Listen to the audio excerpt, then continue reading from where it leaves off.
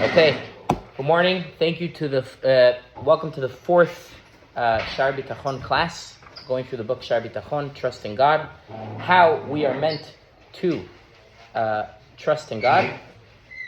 Again, thank you very much for arranging from A to Z, literally. No one else lifted a finger. Carlos arranges from A to Z. He made sure everything, every last detail, so we really appreciate it. Thank you. Thank you very much. And it's in memory. My parents, my wife's parents, Yeah. my grandparents, Yeah. her grandparents. Exactly. Thank you very much. Okay, so we're right now in just to put everyone al tanto. How do you say al tanto in English? Up to date. Thank you. To put everyone al tanto, so the Shar Bitachon right now, written by Rabbeinu Bechaya Ibn Pekuda, right? A book called Chovot HaLevavot. Shar Bitachon is one part of that book. So he is now in the middle of trying to convince us that we should work on our bitachon. He's selling bitachon to us, right? He wants us to buy it, and he wants us to say, you know what, this is a good idea, right? We're right now in the introduction of the book. We haven't even started the book itself. It's in the introduction. And the introduction is like the advertising material trying to convince you to read his book. Kind of like if you noticed over Rosh Hashanah and Kippur, there was these little purple pamphlets all over the place advertising JLI class. So lahavdil, me trying to get you to come to my JLI class, right? So, yeah, you saw what I did there. November 13th. By the way, there's another one on Israel the week before, just one time, November 6th. Yeah, it's a one-time thing. So, similarly, he's lahavdil. I mean, I'm not going to compare myself to Rabbeinu Bechaya Ibn Pekuda. He's a lot greater, obviously. But he's trying to convince us to want to have bitachon, right? So what does he do? He tells us like this. There are 5 ways in which having bitachon is going to allow us to serve God better, right? And he said, number 1, it'll bring you tranquility, tranquilidad, right? And if you're calm, if you're tranquilo, then you will obviously serve God better. Because if you're not tranquilo, you're too concerned and too anxious to serve God. Number 2, independence. Independence meaning if you trust in God, you won't have to flatter other people or give in to what other people say. Now that again will allow you to serve God, because if not, you will sometimes do things that aren't 100% aligned with God just to please another person, right? Because you think that other person is bringing you benefit. But if you understand that all benefit only comes from God, you could be independent and strong and do only what you want, right? That's number 2. Number 3 is dedication, right? In other words, if you trust in God, you'll be able to be completely dedicated to Him without any distractions. Otherwise, every little thing worries you, you'll be distracted. Number 4, he said, was fulfillment, right? Number 4 was fulfillment. In other words, you'll feel fulfilled in everything you do if you trust in God. Otherwise, you won't necessarily feel fulfilled. And number 5 was satisfaction. You'll feel satisfied with what you have, everything that God gives you, and you won't be chasing after more and more things and then not be able to serve God properly. That was till now, right? And we explained in satisfaction that that what does it mean? It means that money is merely a deposit, right? We understand that money isn't something that I truly own. And we say like this. If you have a lot of money, you're happy, because you're happy that God gave you a lot of money and you're able to do mitzvot with it. And if you lose it, you're also happy, right? If you lose it, you're also happy because you know that that's God's plan, and you say, you know what, now I don't have the responsibility I had before to support all these organizations and all these tzedakot and all these people because I can't afford it anymore, right? So either way, you're going to feel satisfied if you trust in God. If you don't trust in God, then when you have money, you're worried that you're going to lose it. And when you don't have money, you're worried that you don't have money, right? But if you trust in God, then whether you have it or you don't have it, you're going to be satisfied. And you're going to be able to trust God properly. Now, That was all the classes until now. Now we're moving on to the next part, which is 5 reasons why bitachon allows us to have a better physical and material life. The first 5 were how it enhances our service to God, our service of God, and our spiritual life, right? This answer is going to explain to us how it enhances our physical and material life, right? So that's what we're going to see now. So we're on page 14, which is the first page of the copy. The second paragraph begins material benefits of having trust, right? So he says as follows. However, the benefits of bitachon in worldly matters are as follows. Among them is the peace of mind from the worries of the world, and the peace from the nagging of the soul and its pain, which due to its lack of obtaining its physical desires. But the one who has bitachon is at rest, feels secure and is at peace in this world, as it is written, blessed is the man who trusts in the Lord shall be his trust, for he shall be like a tree. And it says in the following verse, for he shall be like a tree planted by the water, and by a rivulet spreads its roots. Right?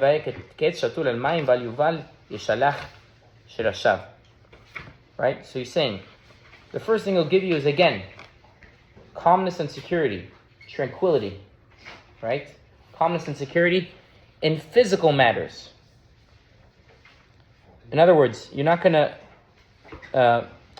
otherwise, you feel like you're missing stuff, you want more stuff, maybe things aren't perfect, right? But if you trust in God, you know you have exactly everything you need, and you could be calm. And we're talking about now not in terms of serving God, but in terms of your physical life, that you'll just be calm, right? So it's the same reason as in serving God, but in this context, it's just that for your life, it's better to be calm, obviously, right? That was number 1. The second benefit is an interesting one, and it's going to come with a story. So let's see. So the last paragraph on page 14, he says as follows. Among the material benefits is that having bitachon causes you to have peace of mind, which comes from not needing to travel long distances.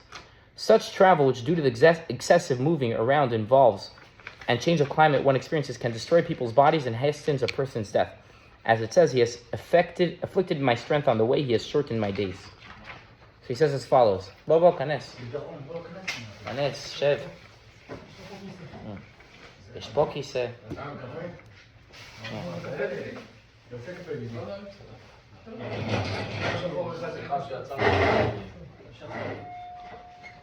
Okay, so what did he just say? He said as follows. If you trust in God, you won't have to travel. That's what he just said. Because if you travel, he says, that will shorten your life. Because traveling, the constant movement could make somebody's life shorter. Now, I imagine everyone in this room is probably thinking the same question, right? More or less. I don't know if exactly the same words, but probably everyone's thinking, what's wrong with traveling? Traveling is actually a lot of fun. Going on vacation, right? It's nice. It's nice to travel. What? Or, yeah, even a business trip could be nice sometimes, right? So, we have to understand, so 2 things. First of all, we're going to deal with that more at length in a second, but just to understand the context of what he's talking about. He's not talking about a time where traveling meant hopping onto an Uber or having a puppy take you, right? And then getting onto a plane and getting to your destination, right? Traveling at that time meant walking, being on a horse and wagon, which is bouncing around, highway robbers, all sorts of dangers. It was very, very dangerous to travel. Today, it's also a little bit more dangerous than just staying stationary, but it's relatively, the experience of travel today is very safe. In those days, it was very much not safe.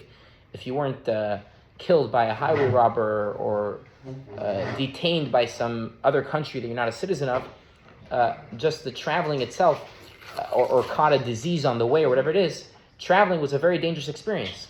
So he's saying that one who trusts in God doesn't have to travel. So for us, it's a little hard to understand, because for us, traveling is pleasurable. But in those days, traveling was dangerous, right?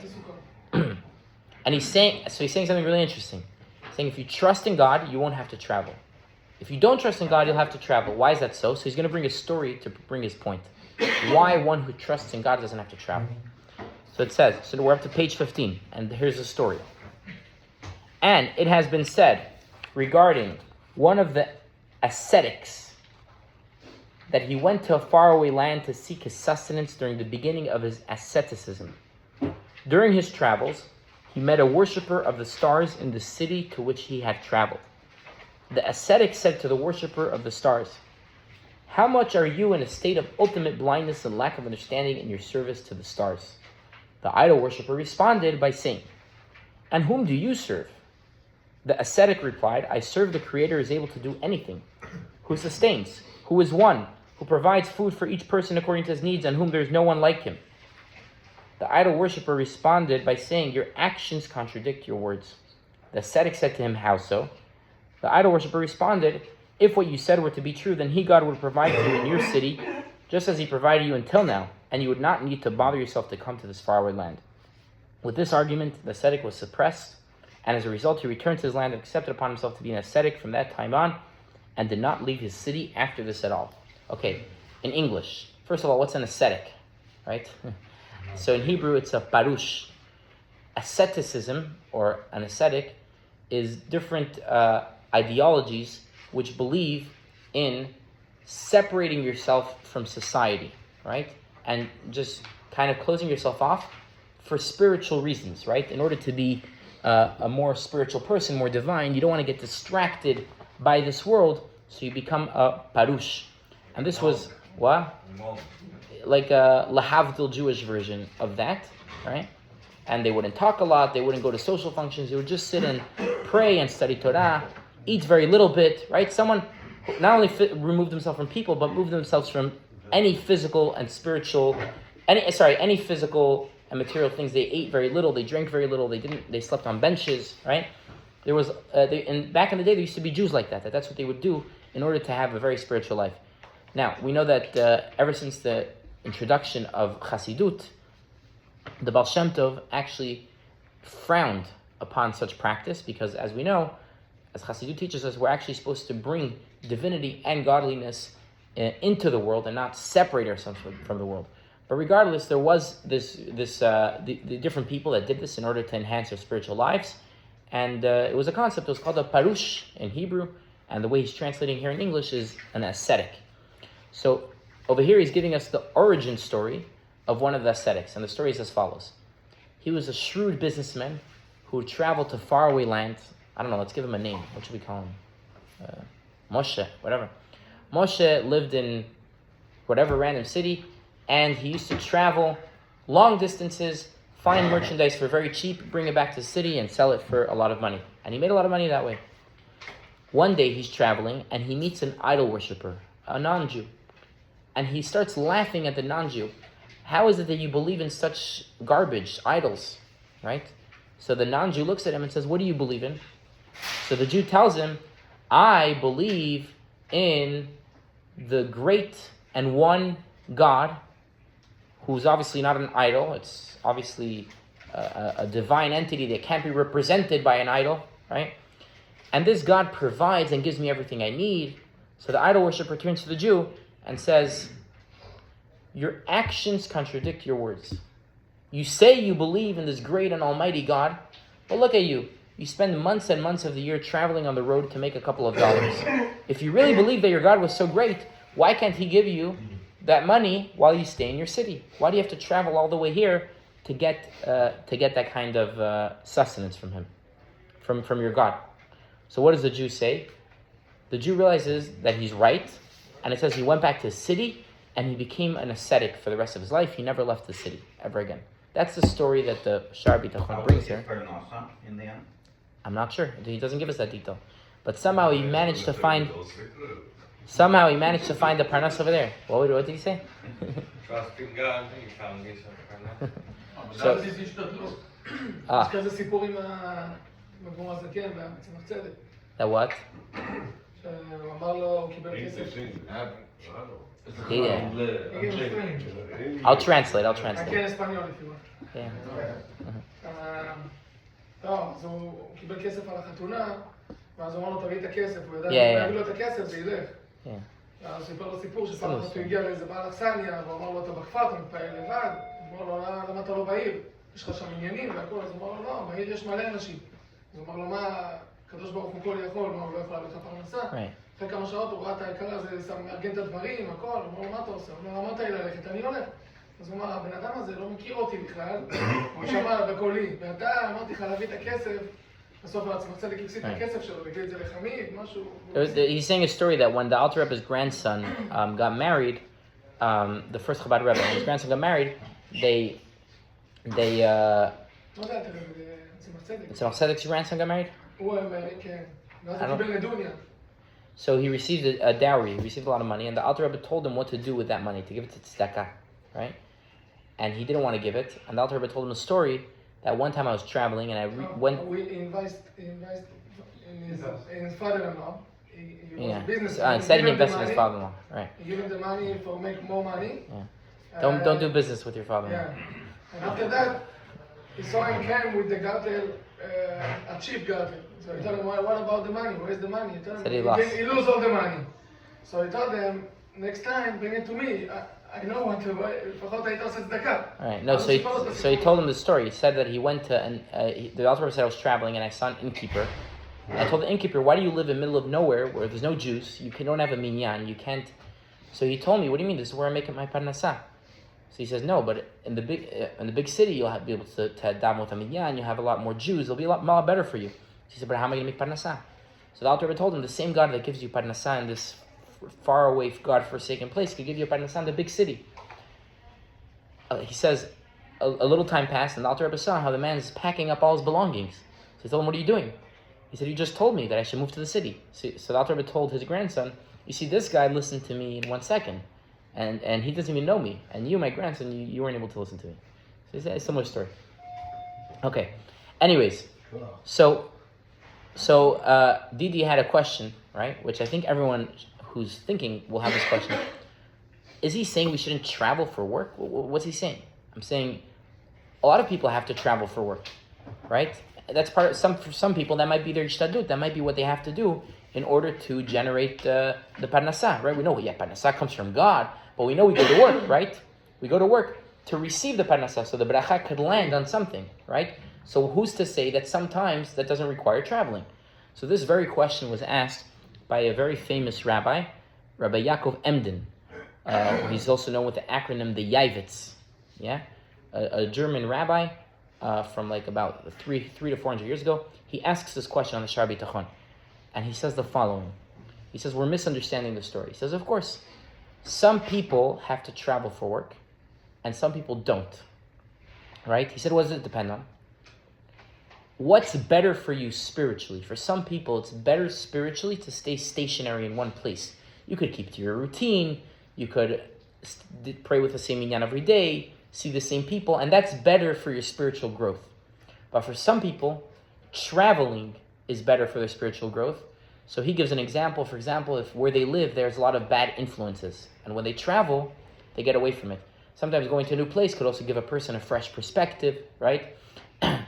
And according to Chassidut, you could add, sometimes there are sparks you have to elevate in another place, right? There's spiritual missions that you might have to do in another place, right? So what's going on over here? Why is the Shar B'Tachon dunking on the concept of traveling during work? So he says, you misunderstood the story. He said, the Yavitz, Yaakov Emden says the way you're supposed to read the story is as follows. This Jew, our friend Moshe, he was a great guy. He went to Minyan every day, Shacharit, Mincha, Arvit, he studied Torah, he gave tzedakah, he was a very good Jew. And he had his routine every day, he was doing very well. One day he decided that in order to make more money, he wants to travel. He wants to travel, business trips. Now, when he started traveling, his connection to God started weakening. His spiritual service, he's giving us the background to the story. His spiritual service became weaker. So much so that he came to such a low level that he's suddenly debating theology and religion with an idol worshiper. What's a Jew doing debating theology, debating religion with someone who worships idols? Okay, you want to be polite, you want to say good morning, good evening, you do business is one thing, but to start debating my God versus your God, why are you wasting your time with this guy? That's how low he had fallen, right? Now, when the idol worshiper responded to him, your words contradict, your actions contradict your words because you're traveling, but you're saying you trust in God, Our friend Moshe knew that that's not true. So he knew that some people have to travel for work. But it made him realize, right, what am I doing here, wasting my time arguing with idol worshiper? I have fallen so low. Clearly for me, right, traveling is negative and it's making me suffer in my spiritual connection to God. So that made him realize that obviously he shouldn't be traveling. He's going to ask himself, how is God going to provide? God could provide if I stay stationary, if I stay in the same place, or if I travel. In both situations, God has the ability to provide, right? So that's what our friend Moshe, that we named Moshe, was telling himself. He wasn't saying in general traveling is a bad thing. He was saying, for me, personally, I see that traveling makes me suffer in my relationship to God, so it must mean that I am not supposed to travel. But other people, could be other people have to travel. And the Yavit says about himself, Rebbe Yaakov says, I myself, my parnasa is through traveling, right? He says it about himself. And he says, I believe I'm a big rabbi, I'm a big Torah scholar, I believe I'm someone who trusts in God, right? So obviously, there's nothing wrong with that intrinsically, right? Okay, that's how Rabbi Yaakov Emden explains the story, and that's how you could reconcile the fact that sometimes you have to travel for work. So basically what happens is like this. If you travel for work, you have to ask yourself, is this helping my service and connection to God? Then that must mean that that's why God made it, that's what my business requires. Is it making me suffer my connection to God? So I have to find another line of work.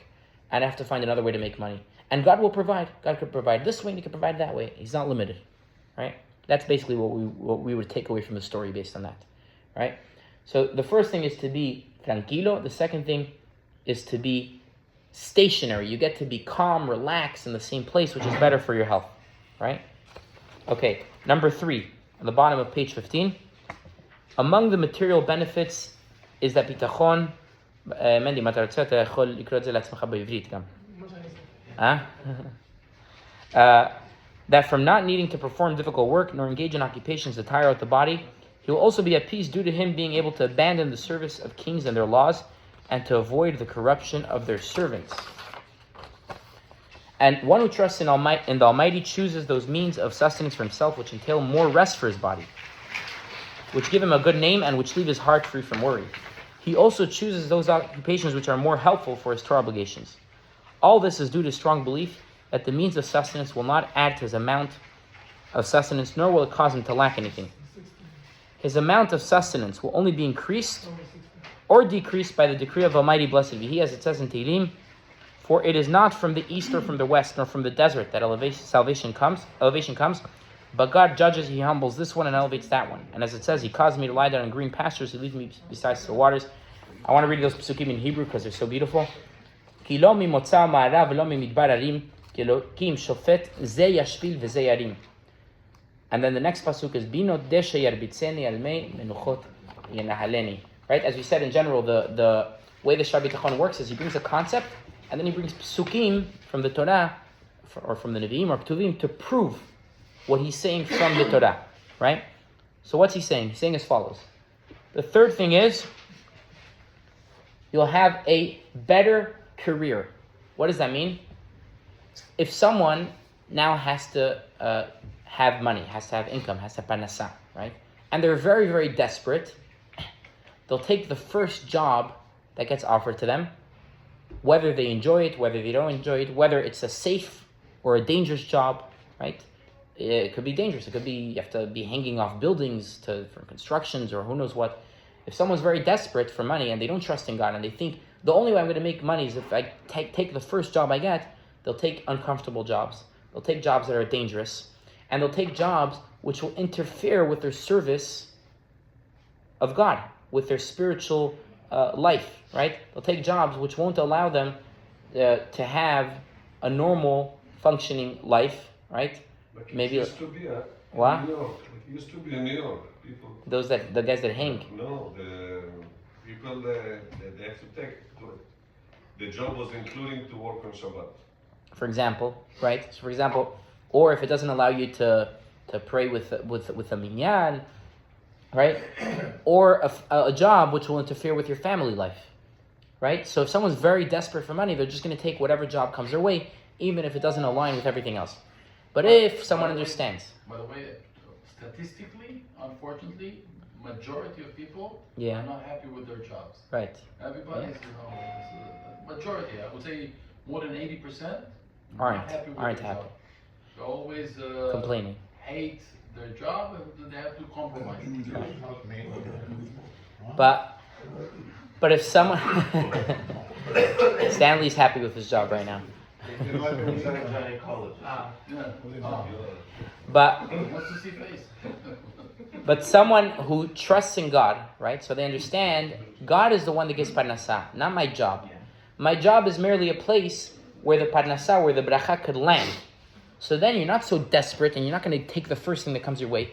You're going to have time to think rationally, to think normally, calmly, and make sure you find a job that's aligned with your values, is not dangerous to do, is more or less comfortable. That's not to say that every day at work is going to be fun and easy, but at least relatively speaking, you won't be just taking whatever comes your way. You'll be making sure it's something that makes sense for you, right? So that's number 3. If someone trusts in God and they understand that the parnasah comes from God, they'll be more calm when they make their choice of what line of work to go into. That's number 3. Number 4, right? The second to last paragraph on page 16. Among the material benefits is that a man who has bitachon will have less anguish in business if, for example, he cannot sell his merchandise, or if he's not able to collect the debt that is owed to him, or if he becomes physically ill. This is because he knows that the Creator, blessed be He, repairs his matters better than he does, and chooses for him that which is better than that which he would choose for himself. As it says, only to God should you hope, my soul, for my hope is from Him. Okay, number 4, right? Lack of anguish. What does that mean? That means if you're having a bad day at work, one of your customers didn't pay his invoice, right? Or the person gets physically ill, they understand everything's from God. If someone doesn't trust in God, something bad happens, someone didn't pay their invoice, someone disappeared, a supplier wasn't able to give something, whatever it is, the person gets very stressed, very anxious, very worried, right? But if he trusts in God, he knows this is all part of God's plan. God arranged that this should happen. I don't understand how this is good for me, but clearly this was meant to happen, right? So that's number 4, is the lack of anguish. So it makes your material life better because you're tranquil, you're stationary, you have a better career, and you have a lack of anguish. And finally, number 5 is, on page 17, among the material benefits is that one who has bitachon is happy with whatever is forced upon him. Even if it is something difficult which is against his nature, he's able to be happy because of his trust in Almighty, that he will only do to him that which is good for him in all matters. Just as a caring mother will do to her child when she washes him, diapers him, swaddles him and unswaddles him, even if it is against the will of the child. As David HaMelech of blessed memory said, I swear that I calmed and quieted my soul like a suckling on its mother, like a suckling was my soul with me. So he says, just like a baby, sometimes they cry when their mother changes their diaper or whatever, but at the end of the day, the baby trusts the mother completely. And the baby's happy and calm when the baby's with the mother. With the father, I don't know, but with the mother, definitely, right? There's an example given that a mother will, or a parent will bring the child to get a shot, right? So the child is being held on the parent's lap, on the mother's lap. She rolls up the sleeve, she holds the arm down, right? So the doctor could administer the shot. And right away, the baby, the child, the toddler, gets very, very worried, upset, angry, shocked, right? And they start crying. And then who do they turn to comfort them? Who do they turn for a hug and for cuddling? The same mother that just held the arm down, right, to put in the shot. Because instinctively they understand that if the mother's doing it, it's obviously for their best, even if they don't understand exactly how. So too, a person who trusts in God will always be happy, right? What? Yeah. An EpiPen. I was doing an EpiPen.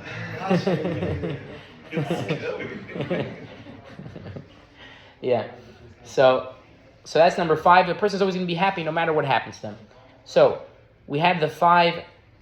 These are the 5 material benefits: tranquility, stationary, better career, lack of anguish, and happiness. And then we had the 5 spiritual benefits, which was tranquility, independence, dedication, fulfillment, and satisfaction, right? So altogether, those are 5 spiritual benefits, 5 material benefits, and with that, he hopefully convinced us that having bitachon is a wonderful thing.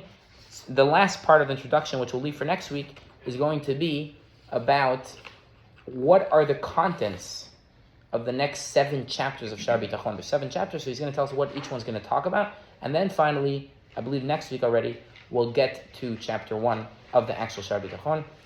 Next week will be in the Sukkah, Bezrat Hashem. Oh, yeah.